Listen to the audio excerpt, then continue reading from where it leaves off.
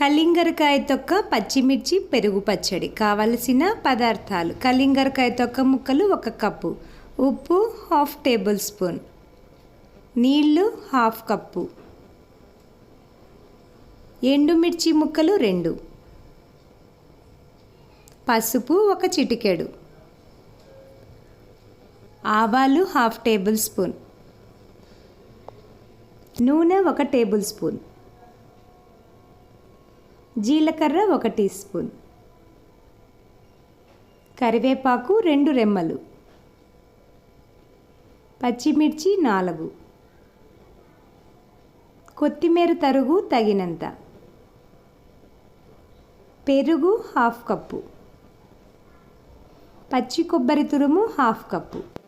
తయారు చేసే విధానం: ముందుగా ప్రెషర్ కుక్కర్లో కలింగరకాయ తొక్క ముక్కలు నీళ్లు వేసుకొని వెయిట్ పెట్టుకొని 2 విజిల్స్ రానిచ్చుకొని ఆఫ్ చేసుకోవాలి. మసాలా కొరకు మిక్సీ జార్లో పచ్చి కొబ్బరి తురుము, పచ్చిమిర్చి, ఉప్పు వేసుకొని మెత్తగా గ్రైండ్ చేసుకోవాలి.